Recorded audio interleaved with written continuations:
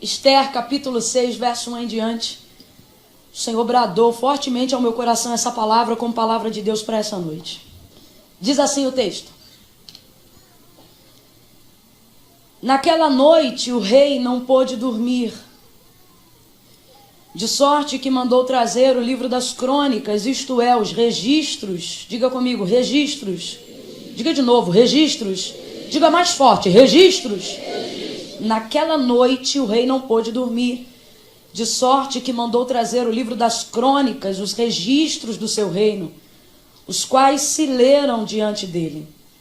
E achou-se escrito que Mardoqueu tinha denunciado a Bigtã e a Teres, os dois oficiais do rei, guardas da porta, que tinham conspirado para assassinar o rei Assuero.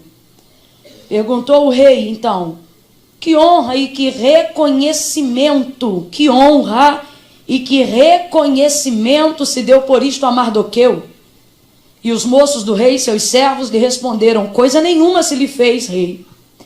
Então disse o rei: quem está no pátio? Ora, Amã tinha acabado de entrar no pátio exterior do palácio do rei para dizer ao rei que se enforcasse Mardoqueu na forca que lhe tinha preparado. Então os servos do rei lhe responderam: Amã está no pátio. E o rei então ordenou que ele entrasse. Quando Amã entrou, perguntou-lhe o rei: o que se fará ao homem a quem o rei se agrada em honrar? Ora, Amã disse consigo mesmo, pensando: a quem se agradaria o rei em honrar mais do que a mim mesmo? Pelo que então Amã respondeu ao rei: ao homem a quem o rei se agrada honrar, sejam trazidos os trajes reais que o rei tenha usado e um cavalo que o rei costuma andar, e ponha-se-lhe na cabeça a coroa real.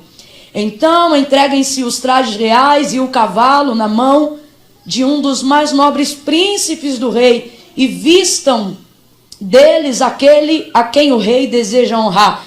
E levem assim então o cavalo pelas ruas da cidade e proclamem diante dele, dizendo: é assim que se faz ao homem a quem o rei se agrada em honrar. Então o rei ordenou a Amã, dizendo: vai, apressa-te, toma os trajes, o cavalo, exatamente como disseste, e faze tudo isto com o judeu Mardoqueu, que está sentado à porta do rei, e coisa nenhuma de tudo que tu disse omitas a ele. Amã então tomou os trajes, o cavalo, vestiu a Mardoqueu e levou os cavalos pela rua da cidade e apregoava diante dele, dizendo: é assim que se faz ao homem a quem o rei se agrada em honrar. Depois disso, Mardoqueu voltou para a porta do rei, mas Amã se retirou correndo para casa, com a cabeça coberta de vergonha. E você diz amém.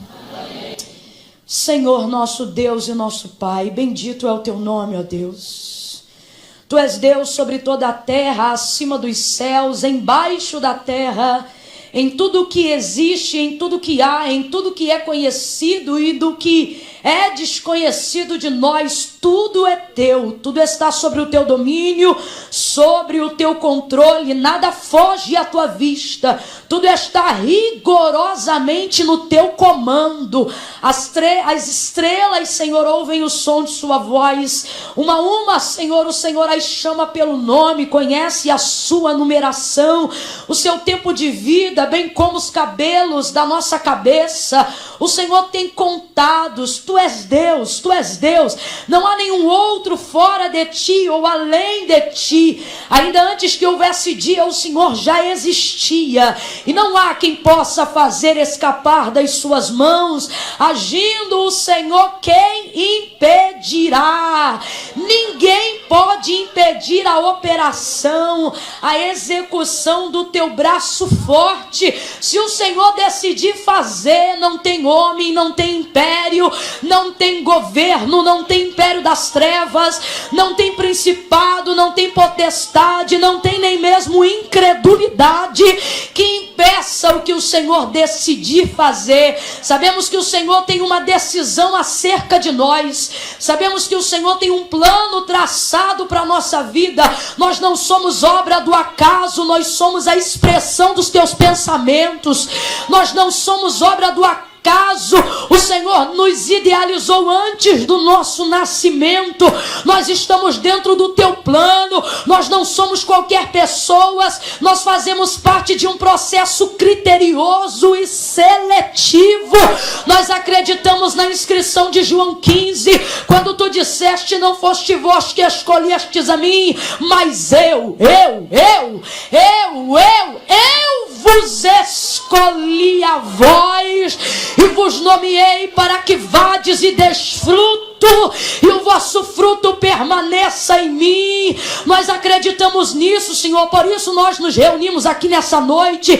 Deus, nós poderíamos tomar decisões, nós poderíamos tomar atitudes, mas Deus, nós temos chegado à compreensão, graças a Teu Espírito Santo, que não há tempo para errar, não há tempo para andar em círculos, não há tempo para ficar engatando a ré do carro da vida toda hora, não há tempo para isto. Nós queremos avançar. Entendemos que é chegado o tempo do Teu Espírito e através dele, e cheios e cheias dele, sermos conduzidos em triunfo, Senhor. Em triunfo, nos conduz em triunfo, ó Deus. E por causa disso não temos tido coragem, Senhor, de tomar nenhuma decisão fora do centro da Tua vontade. Tem áreas aqui, Senhor, da nossa vida que estão travadas. Não porque nós não temos coragem de resolver, mas porque o que nós não temos coragem é de meter a mão sem a Tua ordenança.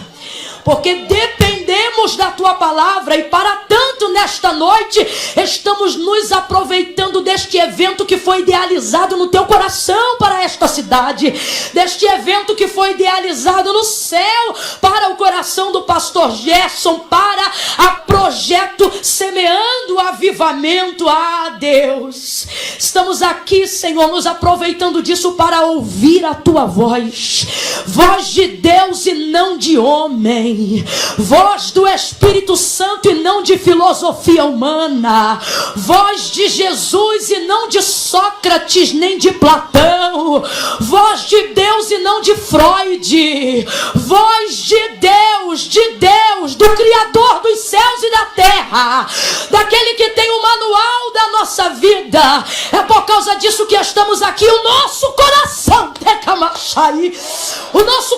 se coloca diante de Ti nesta noite, como Pedro ao redor do Senhor naquele monte, quando Te disse: para quem iremos nós se só Tu tens palavra de vida eterna?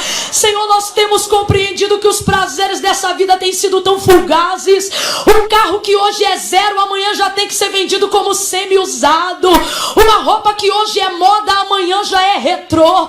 Uma casa que acabou de ser reformada, daqui a menos de 2 anos tem que ser pintada novamente. Essa vida tem andado tão fugaz, Senhor. Uma comida gostosa que comemos agora, daqui a pouco tem a mesma representação de qualquer outra que alimenta do mesmo jeito.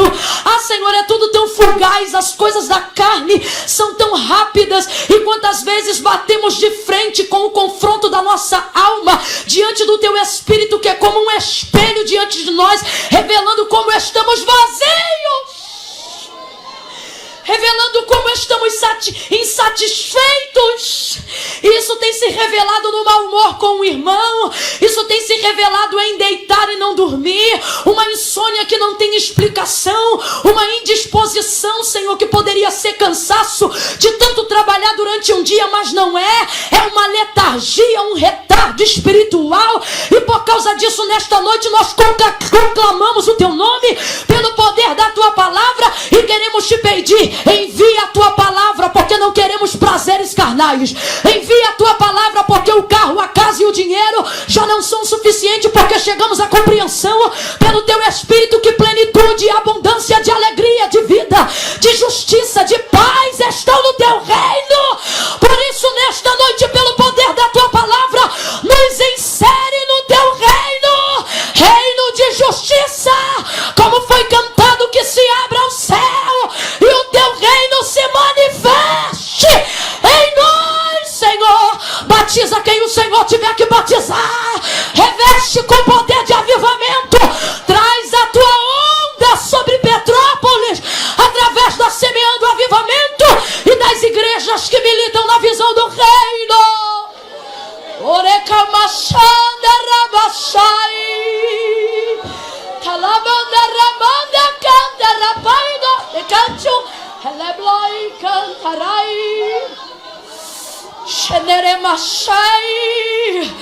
Usa-nos para isso, Senhor.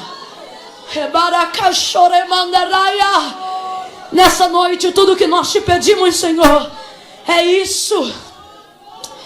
Envia a tua palavra. Envia-nos o entendimento pelo Espírito para a compreensão da mesma. Não. Não é para particular interpretação, Senhor. Não queremos sair daqui nessa noite dizendo: eu vi assim, eu entendi assim, eu compreendi. Não, Senhor. Não queremos particular interpretação. Nós queremos te pedir, Senhor, e é por isso que eu faço isso agora, ainda antes de dissertá-la. Nos dá unidade na compreensão do teu propósito. Compreensão. Senhor, na unidade do teu propósito, porque teu reino é um só. Em nome de Jesus, fala conosco. Tem alguém para unir com súplica comigo e dizer: fala conosco, Senhor. Em nome de Jesus, quem concorda, diga: oh, amém, aleluia, oh, aleluia. Alamassuria caçaramachai, aleluia, oh, aleluia. Eu vou contar de 1 a 3. Quando eu disser 3, você vai liberar para a pessoa que está ao seu lado uma palavra que determina o rumo profético daquilo que eu acredito que o Senhor nos confiou para essa noite, ok? Quando eu disser 3, você vai virar para a pessoa que está do seu lado e vai dizer para ela exatamente desse jeito: quais são suas obras? Desse jeito. Você vai olhar para ela, para ele e vai dizer: quais são suas obras? É 1, é 2, é 3. Libera essa reflexão.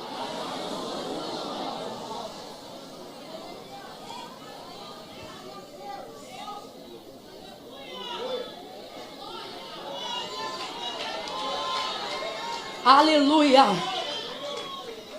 Eu amo esta onda de avivamento que tem surgido, sobretudo entre os jovens, que tem sido como uma centelha de avivamento no nosso meio, no Brasil e no mundo. Nunca tivemos tanta oportunidade de ministrarmos a graça, né? O Senhor tem dado uma compreensão, um entendimento, uma maneira de aplicar, que parece que nunca antes vimos uma aplicação de tão fácil compreensão sobre a graça. Porém, em contrapartida a isso, também estamos vivendo um tempo onde, justamente em razão disso, está havendo a banalização da graça. A banalização da graça. Ao invés de ser explicada a fim de ser entendida, esta mensagem está sendo resumida demais, diminuída demais, ao ponto que, quando se fala agora de graça, se exclui completamente qualquer aplicação acerca das obras, levando o indivíduo ao ponto de começar a crer, ministrar e difundir o mesmo pensamento em outras pessoas, de que não há necessidade de absolutamente nenhuma obra, uma vez de que toda obra já foi feita e de que Jesus já fez a obra e etc, etc e etc. Mas foi o próprio Jesus que nos deixou o entendimento e a importância das obras. Ele mesmo vai deixar claro, e os apóstolos e evangelistas vão difundir a mesma ideia no meio do povo de Deus. Vai deixar muito claro, inclusive vai dizer assim: o reino de Deus não é constituído de palavras, mas de obras. Obras. As obras são importantes, as obras são relevantes. E a graça não me impede de obrar. Pelo contrário, a graça me motiva a tornar evidente, concreto, aquilo que eu sinto no abstrato. A graça é o combustível. A graça é o combustível que me faz querer ter realizações, projetos concluídos diante de Deus. É a graça que me impulsiona a querer desenvolver um núcleo missionário. É pela graça que eu consigo montar uma instituição missionária. É a graça de Deus que coloca no coração de um pastor a ideia de desenvolver uma igreja, uma instituição eclesiástica onde pessoas com diversas mentalidades possam congregar juntos na unidade de propósito. O que a graça faz em você?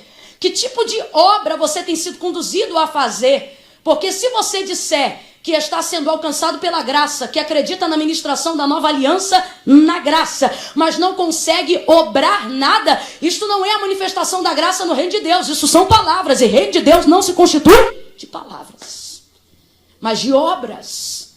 Quando nós observamos o livro de Esther, capítulo 6, onde nós acabamos de fazer uma extensa leitura, a fim de que todo mundo consiga caminhar junto no contexto histórico do que acabamos de ler, nós vamos ver a importância das obras. A palavra do Senhor vai dizer que nessa ocasião, quando os hebreus ocupam boa parte do reino medo-persa, que é quando Assuero é rei, nós estamos falando de um reino muito potente, aonde uma rainha vai ser deposta e uma moça cujo nome é Hadassa e vai ser mais conhecida como Esther, vai ser posta no seu lugar. Aparentemente, de primeiro, só para preencher o lugar de uma outra rainha que vai ser removida porque desobedeceu um quesito do rei. Entra então a Hadassa, que agora vai ser mais conhecida como Esther. Quem ela é?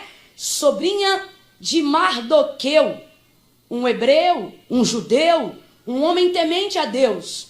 O livro de Esther retrata um pouco de como deveria ser a nossa vida. Porque quando nós olhamos o livro de Esther, nós vamos ver que o nome de Deus, o nome de Jeová, não é mencionado absolutamente nenhuma única vez, mas está presente em todos os capítulos. Na manifestação do seu testemunho, nas suas atitudes, quisera que a vida de todo crente fosse exatamente assim, onde você não tivesse necessidade de carregar uma Bíblia debaixo do braço para ser identificado como cristão. Aonde você não tivesse necessidade de ter que falar qual é o nome da sua igreja para ser identificado como cristão. Aonde você não tivesse que, ao debater com alguém, ter que dizer sou crente, porque a sua vida é tão regada de atitude que está na cara que Deus é presente em tudo que você faz, desde a hora que você acorda até a hora que você vai dormir, sem que necessariamente o nome dele seja mencionado. Assim é o livro de Esther. O livro de Esther seria a representatividade perfeita do que o apóstolo Paulo disse quando mencionou que nós deveríamos ser carta escrita. Ele não estava dizendo que a gente tinha que colocar Deus na testa, Jeová no peito e Cristo no braço. O que ele está dizendo é uma vida tão íntegra, tão transparente, tão cheia de testemunho, tão cheia de significado, aonde por aquilo que a gente faz, pelo testemunho de quem a gente é, o nome de Deus seria glorificado pelas nossas atitudes. Assim é o livro de Esther. Mardoqueu retrata isso muito bem. E esse tio vai tratar essa sobrinha como se fosse filha, uma vez que ela era órfã. Não tinha pai, não tinha mãe. Agora essa moça, que outrora é como uma murta, sem flores e sem frutos, vai sair da condição de murta para a condição de estrela. Rainha do maior império medo-persa já registrado no mundo. Essa mulher vai sentar na cadeira do topo das nações, não se comparando nem ao Egito e nem à explosão da Babilônia nos dias de Nabucodonosor. Ela vai sentar lá. O Senhor vai lhe dar um lugar de honra. O Senhor vai lhe dar acesso. Uma mocinha sem aparência, em primeira instância, agora vai estar no topo do mundo, entre governos e nações. É interessante quando eu digo sem aparência, na verdade eu quis dizer sem expressividade. Mas alguém pode dizer assim, não, irmã Camila, Esther era mais bonita. Na verdade, o texto não fala da sua beleza, porque tinham outras mulheres mais bonitas do que ela. O texto fala da sua graça. Irmã Camila, e ser bonita e ter graça é a mesma coisa? Não, não é. Uma mulher agraciada consegue ter expressividade em lugares onde a beleza passa batida. Por quê? Porque não tem beleza que supere a graça, o carisma resplandecido na vida de alguém. Essa é a situação de Esther. Ela vai achar graça não somente diante do rei, mas diante de todos os servos que vão conceder a ela favor. As portas vão se abrir, as coisas vão dar certo, mas na verdade tudo isso faz parte de um propósito divino. E que propósito é esse? Esse propósito visa atender Um socorro que o povo vai precisar em momento muito oportuno. Quem sabe Deus não te trouxe aqui, não tem aberto portas, não tem lhe dado acessos, não tem lhe dado contato com pessoas importantes. Quem sabe Deus não tem assegurado o topo de uma empresa, o topo de uma cidade, o topo de algum governo, a fim de que você atenda a um propósito divino. Afinal, não há autoridade na terra que não seja constituída por Deus. E é para exatamente isso que Esté vai ser colocada lá, a fim de atender um propósito. E este propósito é de trazer socorro ao povo, porque tem um homem que é a tipologia perfeita da maldade, ele se chama Amã. E não sou eu que estou dizendo que ele é mau, é Esté que vai aplicar nele a tipologia perfeita da maldade. Eu digo isso porque quando ela vai denunciar as obras más desse homem, quando ela vai denunciar os estratagemas, as armadilhas que ele estava preparando para o povo de Deus que vivia debaixo do subsídio do Império Medo-Persa, ela não vai dizer, olha, o problema da gente é Amã. Não, ela vai dizer assim, o problema é este mal, Amã. Então Amã é Amã é personificação do mal. Quem é Amã? Amã é a casa vazia que o diabo usa para executar a sua vontade. Amã pode ser uma pessoa, ainda que você não lute contra a carne nem contra a sangue, mas o mal pode se personificar na vida de alguém que você conhece. Amã pode ser um adversário direto contra você. Amã pode ser um adversário direto contra os propósitos de Deus. Amã pode ser um adversário pessoal, um adversário governamental. Amã pode ser a expressão da execução da vontade de uma potestade, de uma hierarquia. Quem é Amã? Amã é qualquer casa vazia que Satanás encontre lugar para usar. Ele é espírito.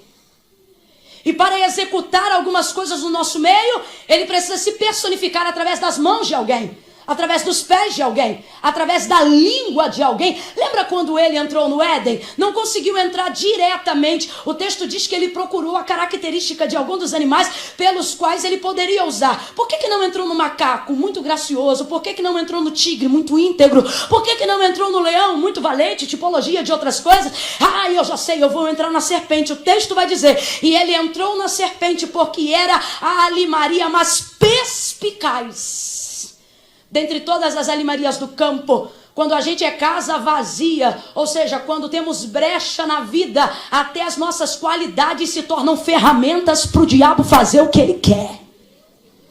E é exatamente isso que aconteceu lá através da serpente. E é exatamente isto que está acontecendo nos dias de Mardoqueu e Esté, quando nós falamos de Amã. Vá juntando essas peças, porque você vai perceber que eu estou falando de um livro extremamente atual nos dias de hoje.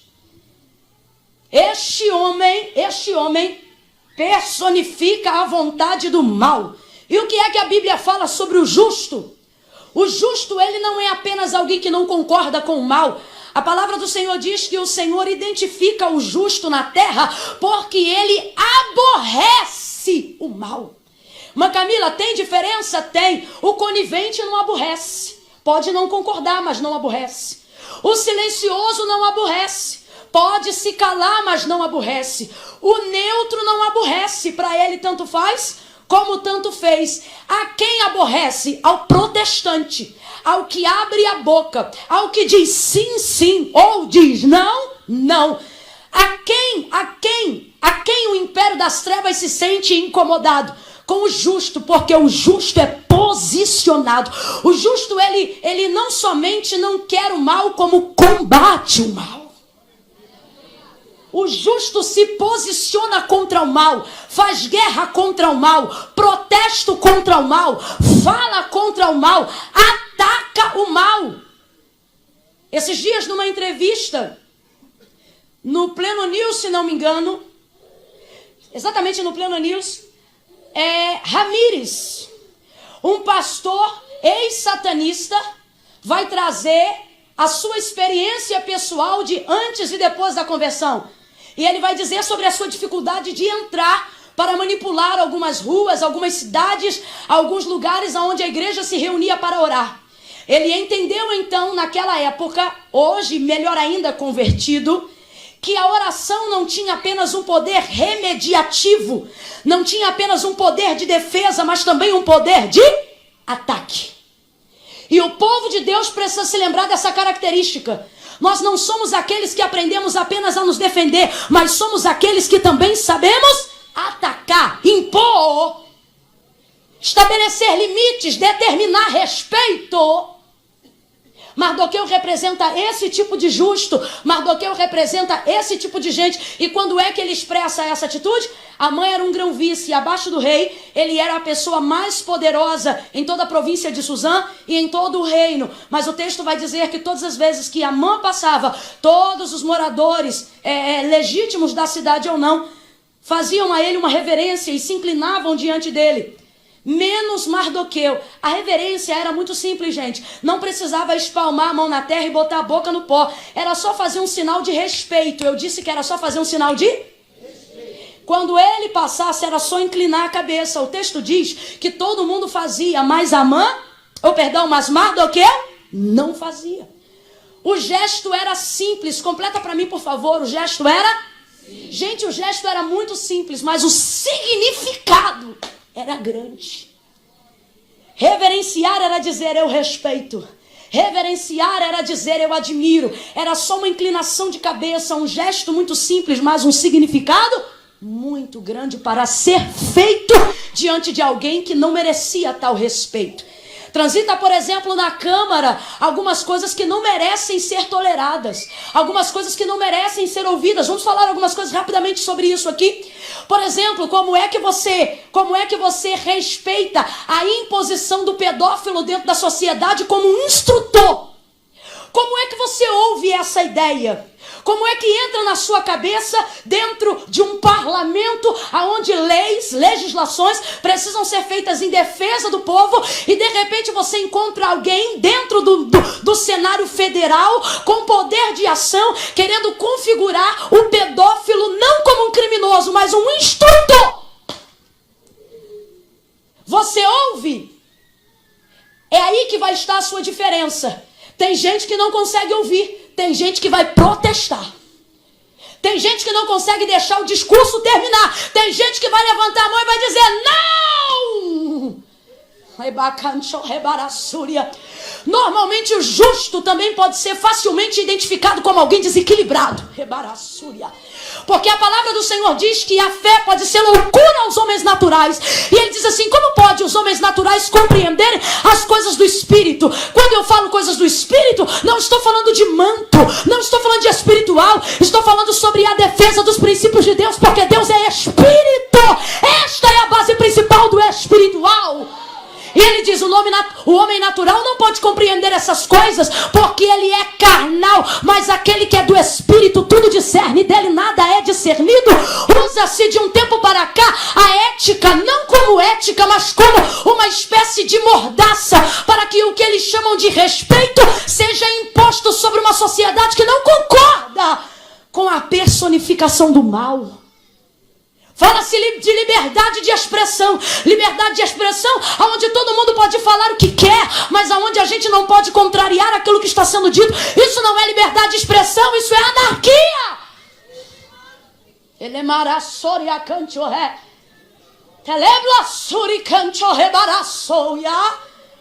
Mardoqueu agora vai ter uma posição a qual o Senhor está convocando algumas pessoas aqui, ainda antes de que a onda de avivamento que vai entrar na América Latina visite todos os lugares. Nós precisamos nos posicionar como Mardoqueu dentro do reino. Primeiro, antes do reino, em favor do rei, porque não tem reino sem rei. E para fazer a vontade do rei, obedecer aos seus princípios. Irmã Camila, mas não há autoridade na terra que não seja constituída por Deus? Sim, mas quando Pedro esteve diante de uma autoridade que não respeitava os princípios de Deus, e foi lhe dado a proposta de um acordo diante do Sinédrio, que lhe dizia, você pode sair daqui em acordo, basta apenas você nunca mais professar ser Jesus o Cristo. O que foi que ele disse? Importa-me primeiro obedecer a Deus e depois aos homens. Levante a sua mão, porque eu vou profetizar que o Senhor te dê força, que o Senhor te dê coraça, que o Senhor te dê coragem, que o Senhor te dê dinamismo para entender que a primeira obediência é a Deus e depois aos homens. Pega na mão da que está do seu lado com carinho, por favor. Segure com a firmeza de quem não veio fazer uma social nessa noite. Segure com a firmeza para que alguém entenda que sentou do lado de um crente cheio do Espírito Santo e com propósito de Deus. Aperte a mão desta pessoa e diga: primeiro Deus. Não, diga para ela: primeiro Deus, depois os homens. Primeiro o reino dos céus e a sua justiça. Depois essas coisas serão acrescentadas. Oh, aleluia! Oh, aleluia! Misture essas palmas com glória a Deus e aleluia! Aleluia! Aleluia! Mardoqueu representa esse tipo de gente. Gente que está no reino. Gente que sabe que há um sistema. Mas que entende que o rei está acima do reino e o reino está acima de todo o sistema.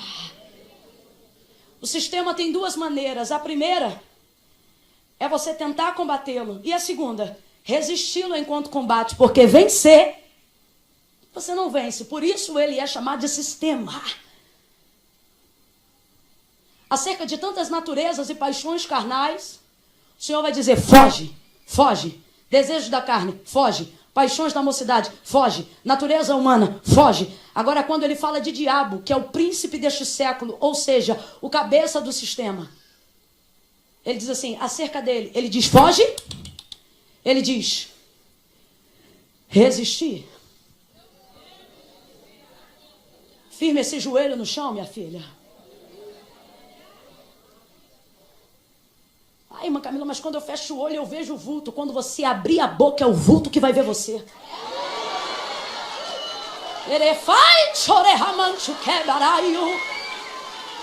Aleluia! A mão vai passar, mas Mardoqueu não vai fazer um gesto que é tão simples. O gesto é tão simples. Completa aí de novo. O gesto é tão? Mas o significado é? Nós precisamos entender que somos pequenas peças de um grande movimento. Enquanto você achar que você é a engrenagem principal para poder mudar tudo, você vai ficar esperando ter potência para fazer as coisas. E não vai conseguir, porque você vai sempre estar esperando ter para ser. E quem espera ter para ser nunca consegue ser nada. Você precisa ser o que você é com aquilo que você tem. E aí você começa a ser alguma coisa. Ele entende isso. Os próprios judeus ficam indignados com a atitude dele. Normalmente quem não tem coragem de fazer o que você faz, te expõe. Quando Jesus foi entregue a Pilatos, Pilatos foi diante dos judeus e disse assim: julgue ele conforme a vossa lei, porque eu não o conheço. Aí eles disseram assim: mas a nossa lei não tem autoridade para matar. E como eles queriam matar, mas não podiam matar, porque a lei não permitia que eles matassem Jesus sem ter provas convincentes do que o acusavam, se é que tinha alguma acusação, porque não tinham, eles entregaram a Pilatos. Que tipo de gente é essa? É gente religiosa, gente que defende um cristianismo só por status social, gente que diz que é evangélico só para aumentar a estatística do IBGE. Gente que fica atrás de uma fortaleza digital dizendo que é profeta sem botar a cara no culto, fazendo comentário em cima de postagem sem a gente nem saber quem é. Que gente é essa? Gente que pede para matar, mas entrega a faca na mão do outro. Gente que diz que quer ver morto, mas pede para alguém que pode fazer isso. Porque eu não quero sujar as minhas mãos, mas já sujaram o coração há muito tempo. Ao ponto que quando Jesus chega diante de Pilatos e não tem de que acusá-lo, ele diz assim: qual é a sua acusação? Jesus não vai dizer nada, ele diz assim: diga alguma coisa, porque eu tenho poder para te soltar e para te livrar. Jesus corta ele e diz: o único poder que você tem, meu pai que te deu. Ele diz assim: se meu pai não tivesse te dado poder nenhum você teria sobre mim. Aí ele diz assim: mas foram os teus que te entregaram a mim. Jesus disse: eles não são meus. Os meus não são daqui. Porque se fossem daqui e eu estalasse os dedos, eles viriam e acabariam com todos vocês. Jesus está dizendo: meu reino não é daqui e esse povo não é meu. Por isso ele diz: vim para o que eram meus e os meus não me receberam. Agora veja, quem foi que entregou Jesus? Os romanos? Os romanos só foram o braço. Os romanos só foram a algema. Quem entregou Jesus foram os judeus. Os seus, que ele disse que não eram seus por causa dessa atitude, mas nós sabemos que eram. Jesus foi para eles. Assim vai acontecer com Mardoqueu. Quem não faz o que ele está disposto a fazer, desaprova a sua conduta. Não porque ele está errado, mas porque eles não têm coragem de fazer o certo. Quando alguém não tem coragem de fazer o certo, eles usam a régua dele para diminuir o padrão, que é para poder desencorajar a gente de fazer. Deixa eu tentar falar aqui rapidinho para a gente entender melhor isso de Caim e Abel. O Senhor se atentou para a oferta de Abel, mas não se atentou para a oferta de...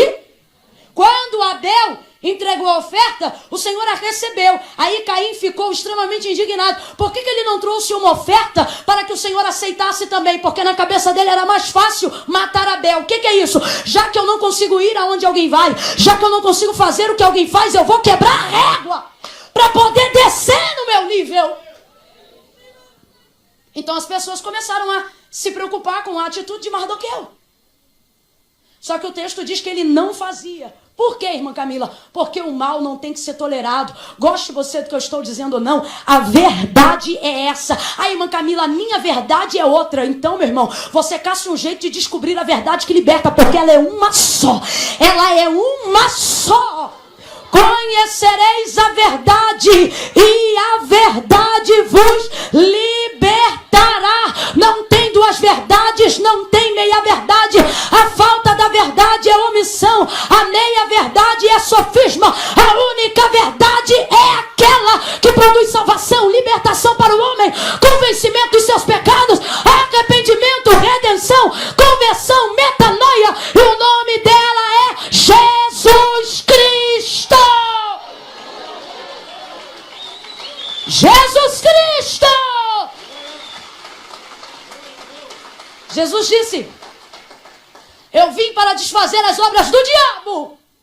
Por quê? Quais são as obras? Ele diz: o príncipe desse século lhe cegou. As maiores trevas não são a questão do satanismo. As maiores trevas não são a questão nas religiões, nos rituais de sangue, de bicho, de ocultismo, de treva, de sacrifício. Todas essas são secundárias. Os maiores abismos, as maiores trevas, as maiores densas trevas caminham numa mente ignorante, ausente do conhecimento da verdade. Ele disse: eu vim para desfazer as obras do diabo. Quais são as obras do diabo? Matar, roubar e destruir. Jesus veio fazer isso mostrando o que é ter vida e ter vida em abundância. E como é que ele faz isso? Dando carro? Dando casa? Não, porque você pode ter tudo do lado de fora e isso não muda a sua circunstância interna. Agora, não importa o que você tem ou deixa de ter do lado de fora, se a sua circunstância interna for transformada, todo o seu ambiente é modificado. Jesus veio para desfazer isso. Mardoqueu, através de um gesto pessoal, tenta comunicar a eles e a nós de que o mal não deve ser tolerado, o mal não deve ser respeitado. Me incomoda ver entre nós cristãos que fazem parte do maior movimento de reforma protestante já vivido na igreja, no mundo, dizerem coisas do tipo: política não se discute, religião não se discute. Que maneira não se discute? Ou te falta coragem ou te falta argumento. Paulo disse: vocês precisam estar preparados quando vocês forem questionados acerca de qual é a razão da vossa fé. O que está faltando é preparo. Quem não tem preparo se acovarda. Mas nessa noite o Senhor está dizendo: eu vos dou poder. Eu vos dou poder. Irmã Camila, poder de quê? Só para se defender? Não, porque senão em Efésios tinha toda a proteção da armadura, exceto a espada. Mas o Senhor está dizendo: eu dei para vocês capacete, eu dei para vocês couraça, eu dei para vocês cinto, eu dei para vocês sapato, eu dei para vocês tudo isso. E eu vos dei a espada do Espírito. Espada do Espírito, com a qual podeis apagar todo. Levanta a tua Bíblia. Deixa eu ver tua Bíblia. Levanta a tua espada e maneja ela, para que todo homem de Deus seja preparado e aprovado para toda boa obra, para que não tenha do que se envergonhar. Desculpa, mas eu vou falar. Mas sabe por que tem diabo tirando farinha com cara de crente? É porque ele sabe tudo do do Facebook, sabe tudo do Instagram, mas só sabe de cabeça o Salmo 23. Deus te trouxe hoje aqui para dizer: pega a tua espada e usa ela. Palavra! Oh Deus! Gestos simples de significado grande.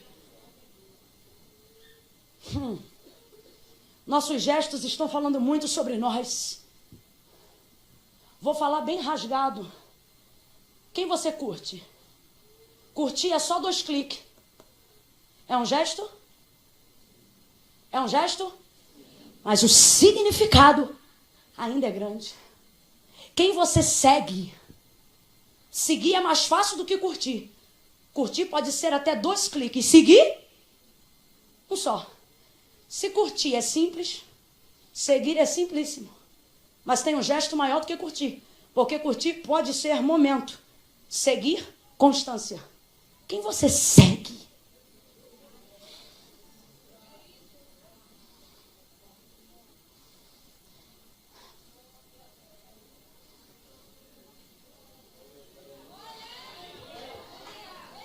Mardoqueu não mora dentro do palácio, mas sabe de tudo que acontece lá dentro.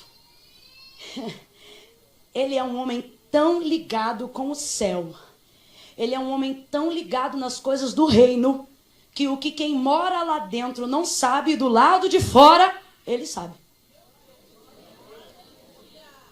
Por que, irmã Camila? Porque eu não preciso ter acesso com quem mora dentro, basta eu ter acesso com quem manda sobre. Para saber, eu vou falar de novo. Eu não preciso ter acesso com quem manda dentro, quando eu tenho acesso com quem manda sobre. Aleluia! Eu me lembro de Eliseu e do exército apavorado do outro lado, querendo descobrir quem era o traidor. Dizendo, não é possível, a gente ataca pela direita, eles já estão lá. Chega para a esquerda, eles já estão presentes. Quando a gente chega por cima, eles já foram por baixo. Quem é o traidor? Aí alguém levanta a mão e diz assim: ô rei, me perdoa, comandante. Não é que a gente tem um traidor, não. É que lá do outro lado tem um homem que sabe até o que o senhor sonha quando deita na tua cama e dorme dentro do teu quarto. Eu fico impressionada. Daniel não morava com o rei. Daniel não sabia sobre o que se passava dentro da Câmara Real. Ele não morava dentro do palácio. Aí um dia o rei tem um sonho que lhe aflige a alma. E aí ele diz assim: tragam-me os magos. E todos os magos vêm. Engraçado, porque os magos moram dentro. Mas ele já não morava mais dentro, morava do lado de fora. Aí ele diz assim: olha, tem aquele que do reinado do teu avô cuidava de tudo e revelava todas as coisas acerca de Nabucodonosor. Aí Dário diz assim: manda chamar ele. Vem chegando ele, o nome dele é Daniel. Parece um jovem, mas já está de cabelo branco e a barba bem comprida. O tempo passou, mas Daniel não mudou. Aí o texto diz que ele vem entrando pelo corredor. Dário olha para ele e diz assim: és tu aquele Daniel? Aí diz: sou eu. Aí ele diz assim: então me traga a interpretação do que eu sonhei, do que eu vi. E ele vai dar a interpretação. Isso era mole para Daniel. Por quê? Porque nos dias do reinado do seu avô, Daniel não só trouxe a interpretação, não sei se você já olhou o texto, mas ele contou qual foi o sonho que o camarada teve. Às vezes a gente passa rápido no texto e não presta atenção. Ele não disse assim: qual é a interpretação do meu sonho? Por que os magos estavam batendo cabeça? Porque o rei não queria a interpretação do sonho. Ele queria que eles dissessem o que ele sonhou, e a interpretação dele era dizer: dormi e acordei, agora me diga você, o que foi que eu sonhei? E Daniel disse tudo. E interpretou tudo. Deus está dizendo: para de forçar acessos do qual você não precisa passar. Para de insistir em entrada em lugares que você não precisa estar para saber o que acontece. Por causa desse gesto, um edito é lançado. Amã tem parte nisso. Ele diz: vamos exterminar. Resumindo a obra, vamos exterminar todos os judeus desse reino. E eles ainda não tinham se atentado. Na verdade, ninguém sabia que a rainha Esther também era judia. Quando Mardoqueu ficar sabendo disso, se diga de passagem, primeiro do que Esther, que morava lá dentro, ele diz: olha, Esther, um edito foi lançado. Será que não foi para este tempo, com este propósito, vamos dizer assim, que o Senhor te introduziu aí dentro do reino? Dentro do palácio? Aí ela diz, olha, mas tem 3 meses que ele não me chama na sua presença. E se eu for até ele sem a extensão do cetro real, eu posso ser morta de acordo com a lei. Ele diz, Esther, será que não foi para este tempo que Deus te colocou aí? Aí ele diz assim para ela, em outras palavras, olha, você pode ajudar, mas se você não puder ajudar, fique sabendo que de outra parte o Senhor trará socorro. Mas não era essa a proposta de Deus quando Ele te colocou aí. Deus não coloca a gente nossa lá no governo. Deus não coloca a gente nossa aqui em cima para quando a gente tiver a oportunidade de guerrear pelo povo, para quando a gente tiver a oportunidade de defender o povo, se esquivar. Quando isso acontece, Deus pode trazer alguém de lá de trás. Quando isso acontece, Deus pode trazer alguém de trás das malhadas. Quando isso acontece, Deus pode levantar alguém de trás das bagagens. Mas vez ou outra a gente precisa de um Mardoqueu para dizer que Deus pode, mas quando Deus te colocou aqui, quando Deus te colocou lá, não era para ter que visitar alguém lá atrás, era para usar você que estava aí na frente. Quando ela ouve esta palavra, ela diz, então bota o povo para jejuar e eu também jejuarei. Esther é o tipo de líder que eu respeito, porque mandar fazer é uma coisa, mas mandar os outros fazerem o que ela tem habilidade para fazer é outra. O que ela está dizendo é, manda eles fazerem o que eu vou fazer. E ela jejua 3 dias. Os judeus têm um sistema de jejum praticamente hereditário. Estão acostumados desde a peregrinação no deserto. Isso vai passando. É igual camelo que aguenta ficar 30 dias sem beber água porque tem reserva. É igual João Batista que está acostumado a jejuar porque tem um tipo de dieta e alimentação que lhe dá garantia para isso. Jesus, quando ficou 40 dias em jejum, a inserção de comida foi nenhuma. Nós estamos falando de um preparo quase que hereditário, de alguém que já está acostumado. Tudo que você se acostuma, você se especializa. E o que você se especializa, você tem facilidade. Sim ou não? Sim ou não? Sim. Ela vai jejuar 3 dias. E o povo também, para comparecer diante do rei. Nesse período, Mardoqueu está militando em prol do reino. Completa para mim, por favor. Mardoqueu está militando em prol do... Essa não é a primeira vez, já é a segunda. Por quê? Porque a primeira vez ele tomou uma atitude em defesa do rei, que é Assuero. Dos guardas oficiais, gente de confiança. Eu falei que é gente de... Quando Deus nos dá autoridade, nós desmascaramos gente que é considerada de confiança. Eles vão ser desmascarados. E tem uma coisa dentro da burocracia real. O que, irmã Camila? Diferente de hoje, que a gente tem possibilidade de fazer uma denúncia anônima sem prova. Antigamente não podia fazer isso. Toda denúncia ia para o livro do registro. E toda denúncia precisava ser nominal, para que se fosse aberto um inquérito, um questionamento, uma avaliação, uma acariação dos fatos, a pessoa tivesse a quem procurar para fazer. Então não podia fazer denúncia anônima acerca das coisas do reino. Parece que o reino dos céus continua do mesmo jeito. É interessante porque Jesus sempre militou na mesma ótica. Eu acho interessante quando ele diz assim, se teu irmão tem algo contra você, vai até ele. Ou melhor, se você tem algo contra o teu irmão, vai a ele. Ele não disse, se você tem alguma coisa contra o teu irmão, procura o pastor. Ele não disse, teu irmão tem uma coisa, se você tem uma coisa contra o teu irmão, vai lá no Facebook e bota, tem gente que... Ele diz, se você tem alguma coisa contra o teu irmão, procura ele. Jesus está dizendo, bota a cara. Mostra, diz o que foi, diz quem é, diz aonde está. Aí a gente diz que não procura porque não quer confusão, mas fala para 10. E não fala para a pessoa. Aí eu digo, você não quer confusão? Não. O que você não quer é exposição. O justo nem sempre pode ser amado. É por isso que líder, antes de ser amado, precisa ser justo. Porque senão vira marionete na mão do povo. Qualquer representante do reino não tem que ser bonzinho, senão uma hora você vai cair em desgraça. O que Deus está procurando é um representante que busque ser justo. A vereda do justo é como a luz da aurora, que vai brilhando, nascendo cada dia mais e mais até ser dia Desculpa, mas Deus está mandando dizer isso para alguém. Pegue na mão de alguém aí, por favor, com carinho. Pegue. Olhe para essa pessoa e diga: Deus não te chamou para ser bonzinho.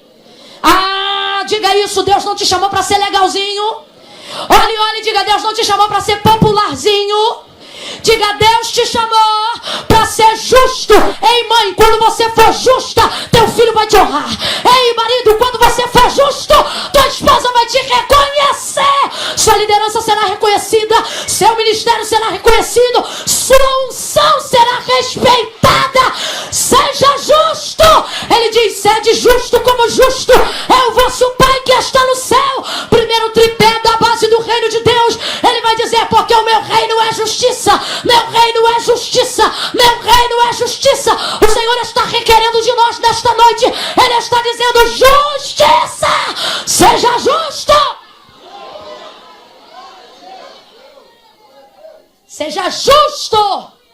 Sabe o que eu gosto mais do que eu? É sobrinha dele. Poderia ter sido condescendente, mas decidiu ser. Se não vier daí, vem de outro lugar, Esther. Ele quase que disse assim: vigia, hein, Esther? Justo. Ele é um homem justo. E enquanto ele milita em prol do povo, ele está militando acerca das questões do reino. Gente, o reino de Deus é sempre eterno.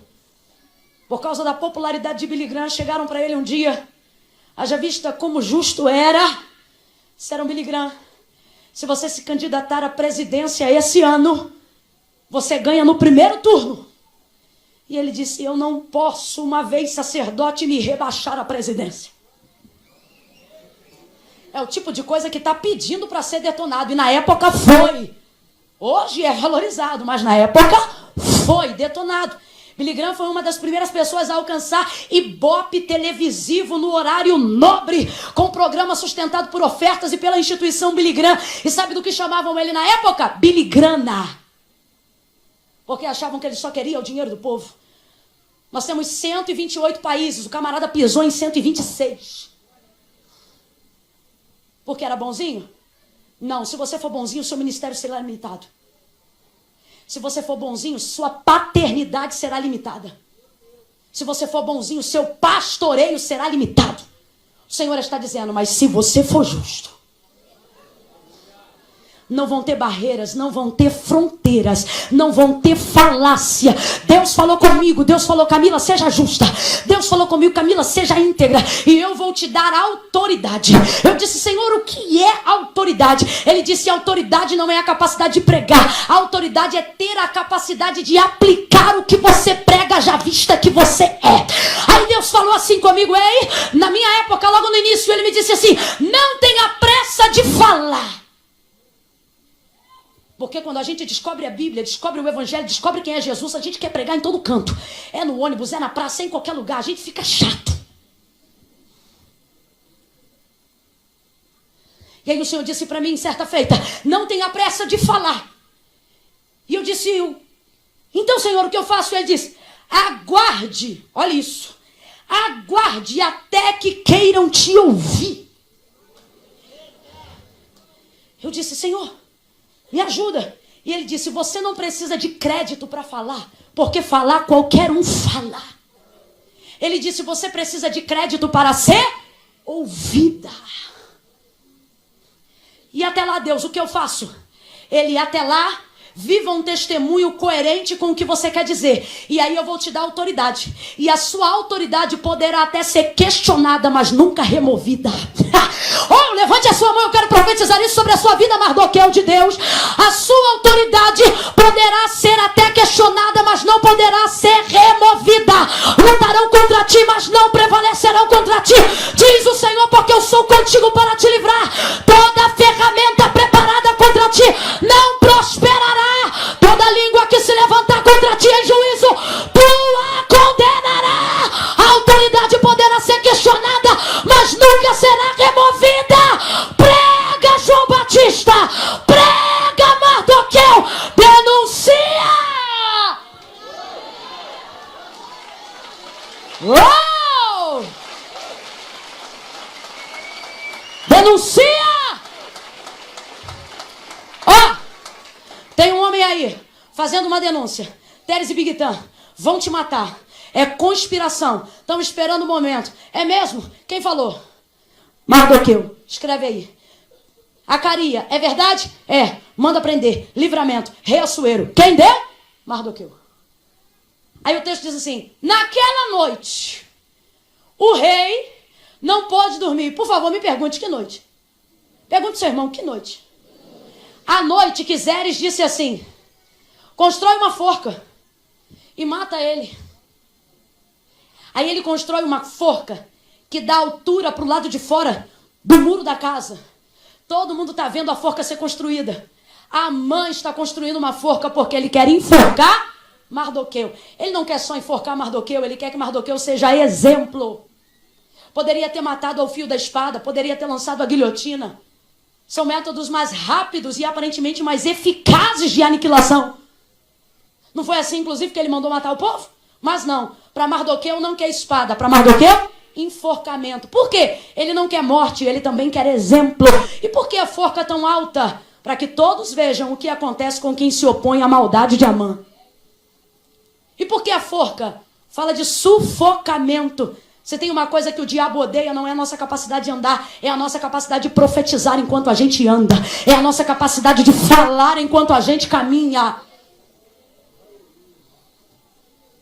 Aí eu te pergunto, um camarada que sabe o que está acontecendo dentro do palácio sem morar lá dentro, não sabe que tem uma forca construída do lado de fora para matar a sua vida? Vou te fazer então uma pergunta. Mardoqueu, sabe ou não sabe que a forca é para ele? Sabe ou não sabe?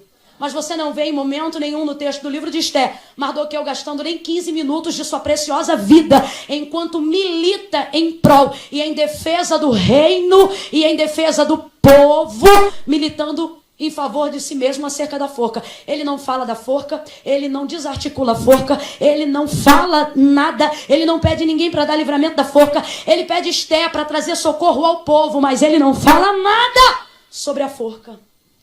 Por que não fala se ele está na porta do rei, está de vista para a casa de Amã? Por que ele não fala? Porque essa é a estratégia do teu adversário para te tirar da autoridade, da virtude, da grandeza do que Deus te confiou. Pega a tua mão direita comigo e diz: o reino está aqui. Quem milita no reino está aqui. Olha para quem está do teu lado e diz: você está aqui. Olha e diz: você está aqui. Olha e diz: Deus. Diga: Deus. Vambora, gente. Para de achar que é só petropolitano e mostra que você é carioca também. Diga: Deus te colocou aqui. Amã está aqui. Porque no reino de Deus ninguém entra. Ou Deus te coloca ou você não entra. Quem é que te coloca lá? Deus. Deus não vai colocar lá quem não pertence, quem não tem a conduta de lá. Essa inserção só pode ser feita por Jesus Cristo. Falando sobre hoje, sobre o nosso tempo. Então você está aqui. É igual Neemias na reconstrução do muro. O que acontece? Quando Amã vê que não pode te parar aqui, que não pode chegar onde você está, ele lança a estratégia. Qual? Já que eu não posso chegar aqui onde ele está, vou fazer de tudo para que ele desça aqui aonde eu estou. Satanás já descobriu que não pode chegar aonde você está. Uma vez que não pode te alcançar aonde você chegou, vai fazer de tudo para que você chegue aonde ele está. Para que você desça. Neemias está aqui na reconstrução do muro. Sambalat e Tobias dizem o quê? Desce que a gente tem que falar contigo. Ele disse: não posso descer porque estou numa grande. O reino de Deus é um lugar de realizações. O reino do adversário, preste atenção e eu já vou concluir aqui. O reino de Deus é um lugar de realizações. Eu quero que você guarde isso, por favor. Pastor Gerson, guarde isso. Projeto Semeando Avivamento, guarde isso. Você que veio de outra igreja, guarde isso. O reino de Deus é um lugar de realizações. O reino do adversário é um lugar de projetos, de projeções, de intenções. Automaticamente de muitas frustrações. A forca está alta para ser vista. Amã projetou para a destruição de Mardoqueu. Mas ele não se importa com a forca. Por quê? Ela é só uma distração. Esse sprint de WhatsApp é para te distrair, é para limitar teu tempo de oração do teu quarto. Essas indiretas de rede social é para te distrair. Essa guerra que está se levantando dentro da tua casa nesse tempo de busca, justamente nessa semana que você decidiu colocar um propósito diante de Deus, Deus está dizendo, isso é falsa guerra. O que é isso? É para te distrair. Por quê? Porque Satanás já percebeu que você entrou num nível que Deus está te colocando. E como ele não consegue chegar aqui, está fazendo de tudo para que você desça. Só que Deus me trouxe hoje aqui, não apenas na qualidade de pregadora, mas como um arauto profético nesta noite, para te dizer, não desça. A forca é só uma distração. Essa conversa fiada é só uma distração. Essa fofoca é para te distrair. Essa calúnia é para te distrair. Esse disse-me-disse é para te distrair. Essa bateção de boca na hora que você vai orar é para te distrair. Deus está dizendo, fica aqui, eu te coloquei aqui, eu te trouxe aqui, vem por cima, vem por cima. Aleluia.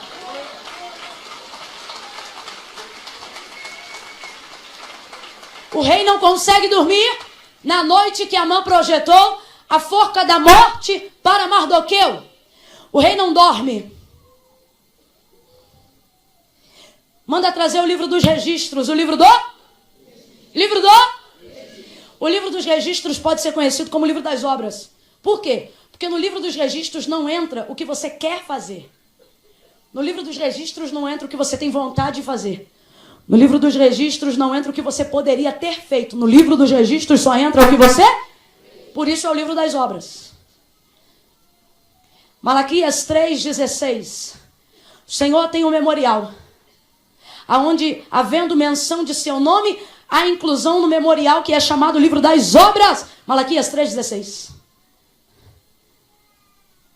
Ele diz, Malaquias 3,18. E por causa dos feitos que estão registrados nesse livro, diante daquilo que eu, o Senhor, vejo, também vos mostrarei. Mostrará o que, Senhor? Ele diz, e outra vez vereis a diferença. Ou seja, baseado no que foi feito, vereis a diferença daquele que serve para aquele que não serve. Substitua, dê um sinônimo à palavra servo no contexto de Malaquias. Ele está dizendo, e outra vez vereis diante de mim a diferença daquele que faz para aquele que não. Ou seja, daquele que tem obras para aquele que não tem obras. Olha de novo para o teu irmão e diga, você precisa de obras. É linda a sua intenção de adorar, mas sua adoração precisa fazer obra. É lindo ver você dando glória a Deus e aleluia, mas esse glória a Deus e aleluia precisam produzir obras. É lindo ver você vir à igreja, mas a sua conduta igrejeira precisa produzir na sua casa obras.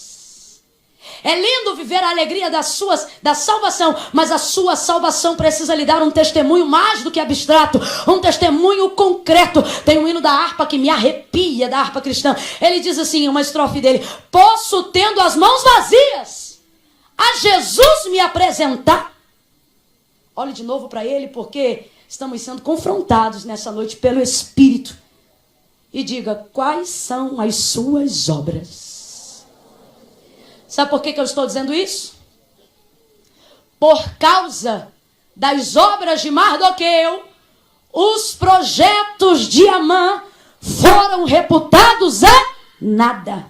Ele foi lá para pedir autorização para enforcar Mardoqueu, mas não conseguiu fazer isso. Por que, irmã Camila? Porque antes dos projetos de Amã estavam registradas as obras de Mardoqueu.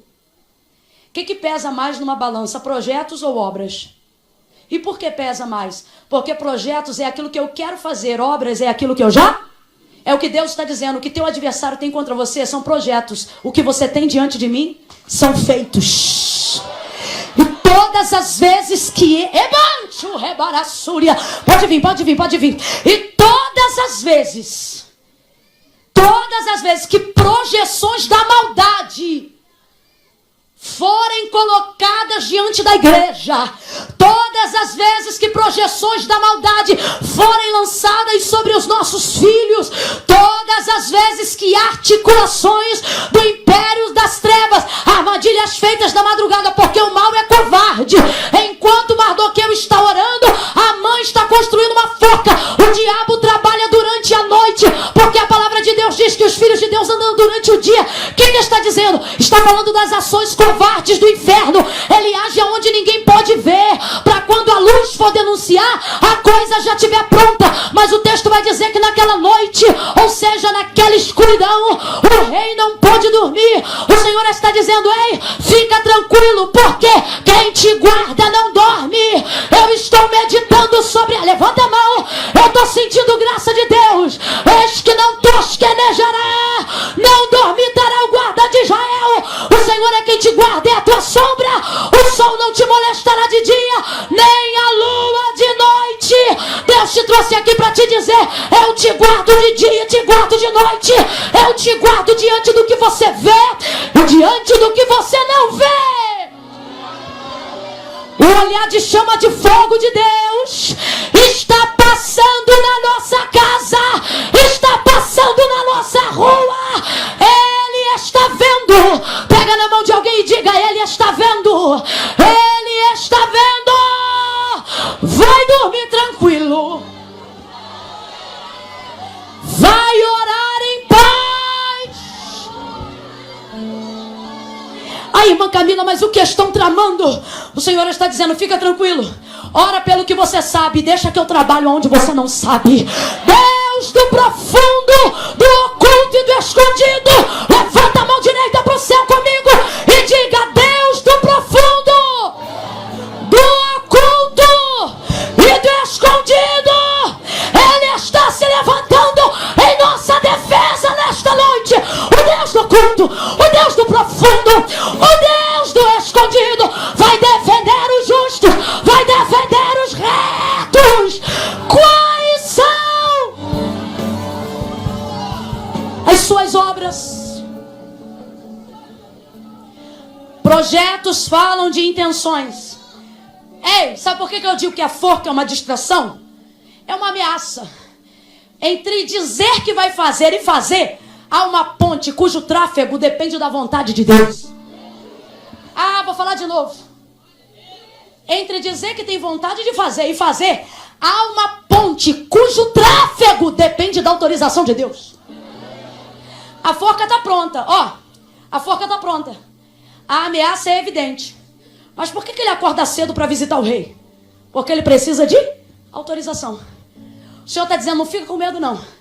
Tudo que ele diz que vai fazer com você depende de mim.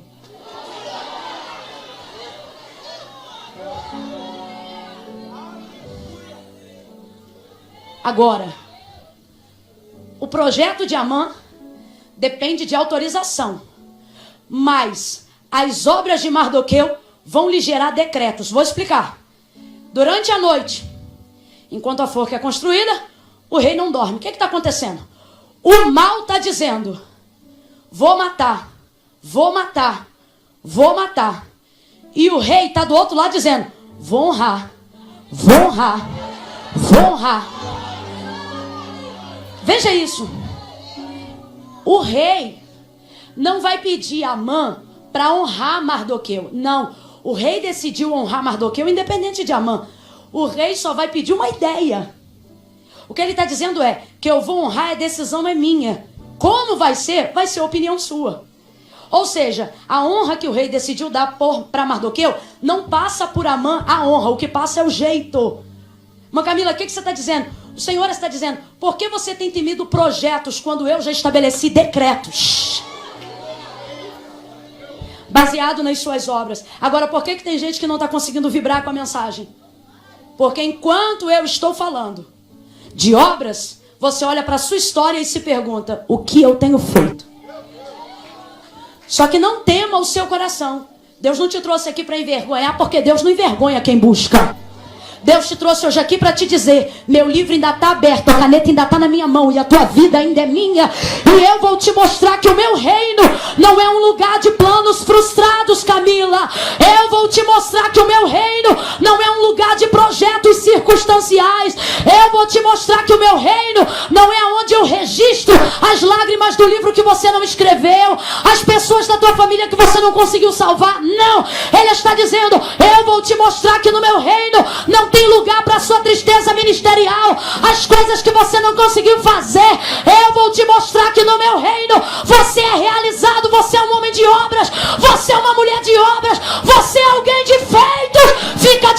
você acredita. Fica de pé se você acredita. Deus vai te dar uma obra. Deus vai te dar uma realização pessoal, ministerial. Feitos obras.